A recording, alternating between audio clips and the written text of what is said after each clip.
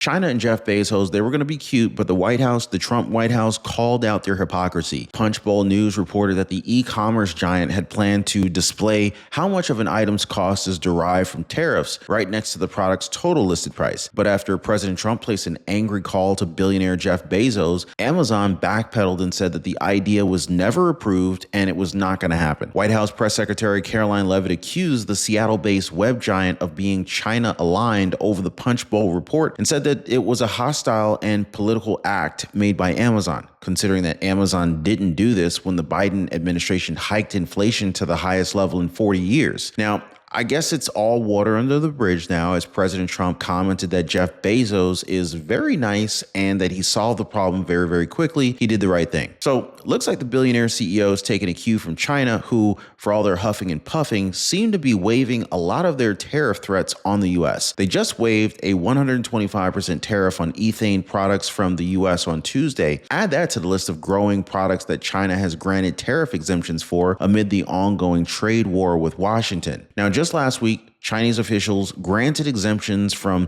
pharmaceuticals, microchips, and aircraft engines, and they were asking firms to identify critical goods that they need levy-free. As Treasury Secretary Scott Bessent said, Chinese tariffs are unsustainable for China. If these numbers stay on, the Chinese could lose 10 million jobs very quickly. And even if there is a drop in the tariffs, they could still lose 5 million jobs. Meanwhile, here in the U.S., Red Apple Group Chairman and CEO John Castaminnis, he said that the prices of groceries and gasoline has actually fallen under President Trump. Albertsons Companies, America's second largest grocery chain, also warned its suppliers that the retailer will not be accepting tariff-related price hikes. I mean, that's just the right stance to take here, guys. Remember, guys, these people, these countries, these suppliers, they're the ones that are supposed to be having to pay, not us. You know what I mean? Let them pay for this. I think it's high time we call them out for their BS. And this is exactly what the Trump administration is doing right now. Apart from Caroline Leavitt and Scott Bessent, White House Deputy Chief of Staff for Policy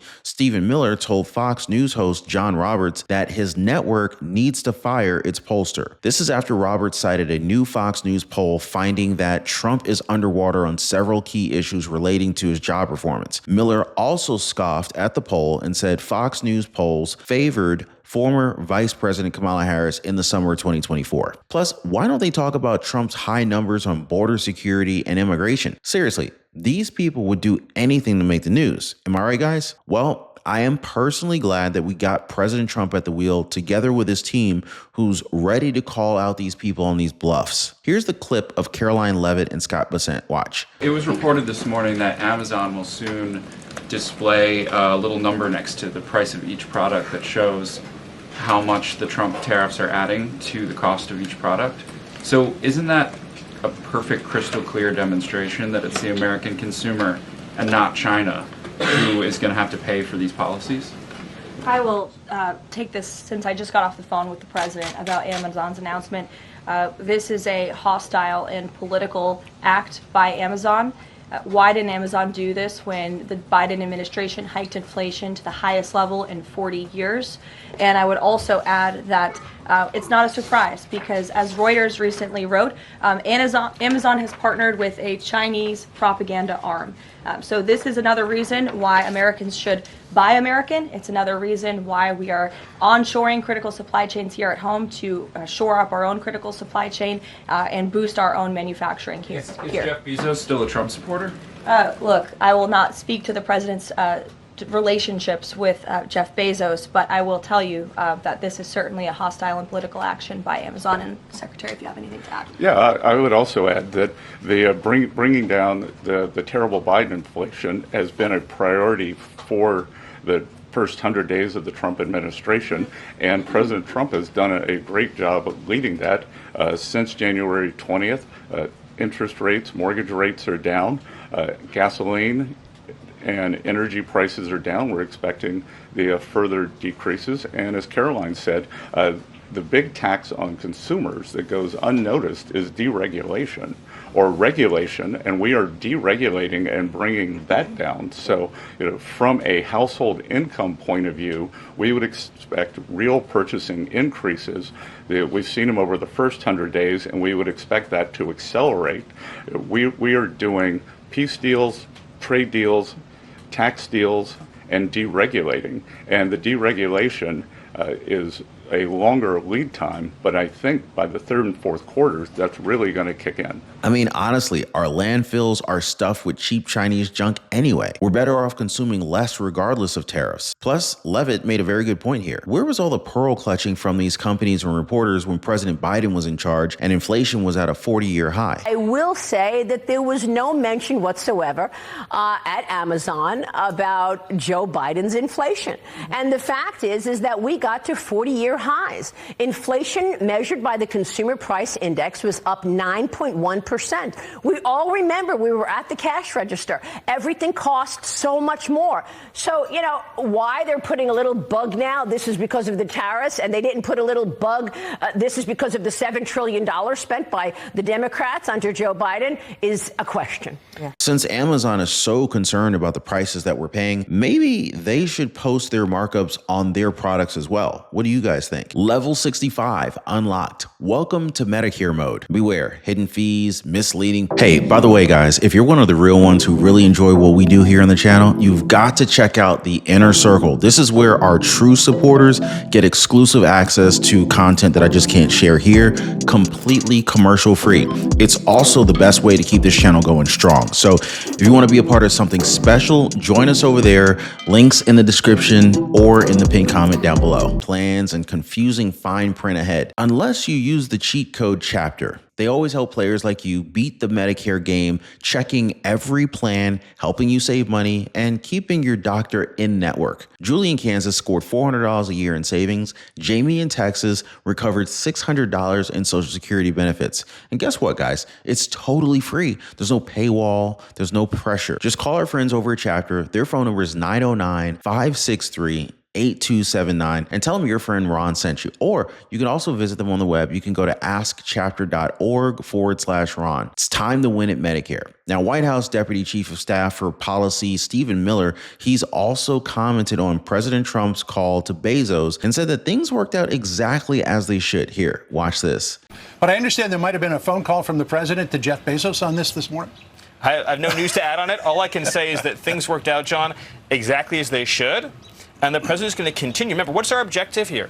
Our objective is we want these products, we want these supply chains, to the extent possible, to be manufactured here in America, where they will benefit from a lower corporate tax, they will benefit from a significant deregulation, and the most affordable, abundant energy anywhere in the world. So speaking of products, even for a billionaire like Jeff Bezos, there are still people you just don't cross. And President Trump, he just reminded everyone who's boss. You see, Amazon was ready to add on a new label to its budget site, Amazon Haul, showing just how much of a product's price came from tariffs. The idea was to let customers know how much Trump's trade policies were costing them. But that all quickly changed after Jeff Bezos got an angry phone call from President Trump. One phone call, that's all it took for Amazon to abandon the plan. One call, that's all. Comment down below if you know where that's from. I mean, sure, the company said that the idea wasn't official, but the timing sure makes it pretty clear what really happened. Amazon said that it had ruled out a plan to display a tariff surcharge on product listings after the White House called it a hostile and political act. Trump's press secretary even called out Amazon, accusing them of being China aligned, and questioned why they didn't do something similar during the Biden years. Why didn't Amazon do this when the Biden administration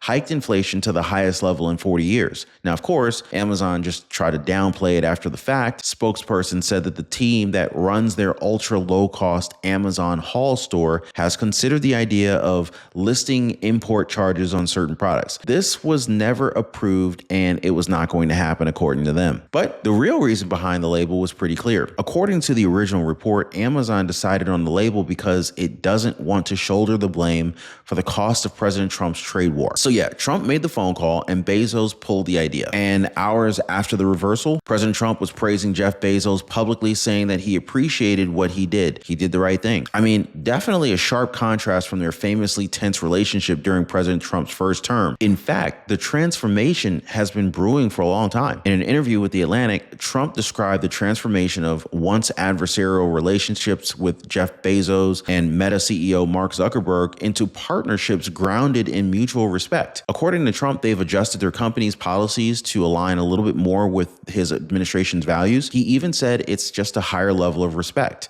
and that maybe they just didn't know him at the beginning and they know him now. I mean, they're definitely falling in line. Jeff Bezos blocked his newspaper's editorial board from publishing a prepared endorsement of Trump's opponent, then Vice President Kamala Harris, just before the last election. He also restructured the Washington Post's opinion section so that a lot of his left-leaning voices left the paper, meaning that there is a pivot toward a little bit more of a, let's just call it market-friendly editorial tone. Oh, and Jeff Bezos also donated $1 million to Trump's inaugural fund through Amazon. So really, we're seeing a relationship that's now more cooperation than confrontation. I mean, let's be real here. This wasn't just a policy reversal. This was a demonstration of power. Jeff Bezos may run one of the most influential companies in the world, but Trump showed him that he still holds the kind of authority that can make giants back down. Not with legislation or court orders, but just with a phone call. We all know in politics and business, money talks, but power gets the final word. And in this case, Trump's message came through loud and clear. Drop a quick yes in the comments, guys. Hit the like button if I'm making sense to you guys. Also, don't forget to subscribe to the channel and turn on notifications for more hot takes like this one. More proof of Trump's influence, China backpedaling on their tariffs. Just this week, China backed off of a massive 125% tariff on U.S. ethane. This is a move that, let's just say, didn't happen in a vacuum. It came right after the White House turned up the pressure and predicted Beijing couldn't afford to keep playing hardball. And now this, because not only is this a major reversal, it's market shifting considering that China buys about half of all U.S. ethane exports. That's not a rounding error. And let's be clear, guys, this tariff wasn't just some legacy policy. It was imposed just weeks ago as a retaliation to Trump's April 2nd Liberation Day tariff campaign, his bold push to reassert American leverage in global trade. So what changed? The pressure worked, plain and simple. Treasury Secretary Scott Bessent made it clear what was coming if China didn't ease up. If these numbers stay on, Chinese could lose 10 million jobs very quickly. And even if there is a drop in the tariffs, that they could lose 5 million jobs. That's just economic reality, you guys. Because yes, the U.S. has the trade deficit, but that also means leverage. And as Scott Bessent put it, they sell almost 5 times more goods to us than we sell to them. So the onus will be on them to take off these tariffs. These are unsustainable for them. And here's the thing, China knows that. That's why ethane was just the latest in the growing list of American products that China is quietly removing tariffs on. Just last week, they eased up on the pharmaceuticals, microchips, aircraft engines, and even started asking companies what else they need tariff-free. That's not strength, guys. That's damage control. It's also more proof of the Trump effect. Not only does one call from President Trump make CEOs like Jeff Bezos drop their plans overnight, but entire governments rethink their strategies when their policies start to bite. Trump's approach is not always subtle, but it is effective. And now, even China, the very country that he's targeted most aggressively, is showing signs it cannot afford to play this game that much longer. And according to Scott Bessent, this could be just the beginning. A trade deal with India and other Asian markets is already being hinted at. He said that they have been the most forthcoming in terms of doing the deals so that he could see some announcements on India. The message is clear. Trump isn't just changing the conversation in America. He's reshaping the global trade map, and no one, not even Amazon, not China, is immune. He's also changing things for the better right here in our own backyard. Hear it straight from Red Apple Group Chairman and CEO John Castamittis. Grocery and gasoline prices are down under President Trump. Check this out. Apple Group CEO, the owner of 2 New York grocery store chains, as well as a United Refining Company Chairman and CEO, John Catsimatidis. John, great to see you. Well, thank you so much for being here. Thank you. Happy Easter. And to you. The president says grocery prices are falling. What are you seeing at the grocery stores right now? Are prices down? Eggs are the lowest price that they've been in over a year. Wow. Other prices are falling.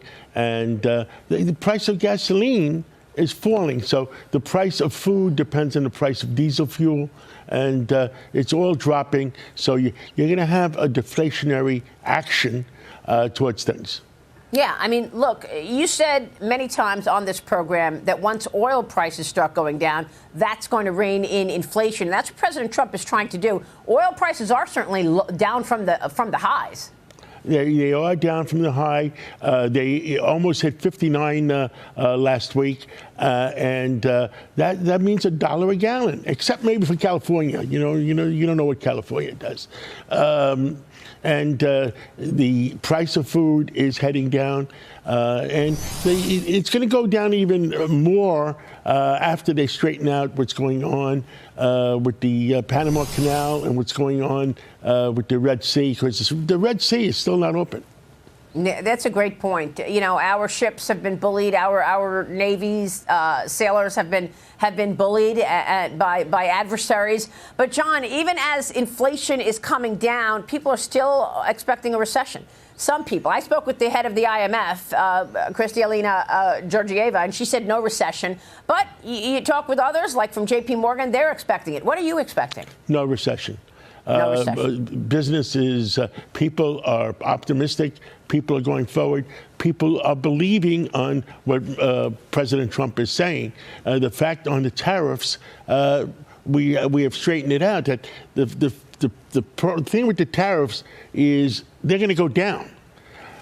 We may raise our tariffs to them, but they're going to lower their tariffs to us. Yeah. So it's a balancing effect. And people do not understand the balancing effect. I don't even think Chairman Powell understands the balancing effect. Did you guys hear that? No recession. Plus, some of these grocery chains are taking a cue from the president, and they're setting their own rules when it comes to tariff-related price hikes. For one, Albertsons Companies, which operates more than 2,200 stores across the nation, including King's, Balducci's, Safeway, and Randall's, informed its suppliers that the retailer won't be accepting tariff-related price hikes. Plain and simple. That's what they call buyer power for you guys. The food and drug retailer, which made $80.4 billion in sales during the fiscal year 2024, operates its stores across 34 states and the District of Columbia. Suppliers just cannot afford to lose such a major buyer, and they know it. Now, for me, that's the kind of attitude that we need to adopt here. They want to do business with us, we set the terms, just like President Trump did. And as for pollsters like Fox News saying that people disapprove of Trump, they should just step aside. Or as White House Deputy Chief of Staff for Policy Stephen Miller suggested, they should be fired. Here, watch this. He's about even on immigration in total, but everything else, he's sort of underwater. And particularly on the economy, tariffs, and inflation, he's well underwater. You've still got some work to do on that front. A lot of people think that he's spending too much time on tariffs and not enough time on the economy and lowering prices. What do you say? Well, I don't want to make things awkward for you, John, but it is our opinion that Fox News needs to fire its pollster. And I won't surprise you with that. I don't think you're surprised that I'm saying that. But the Fox News pollster has always been wrong about President Trump.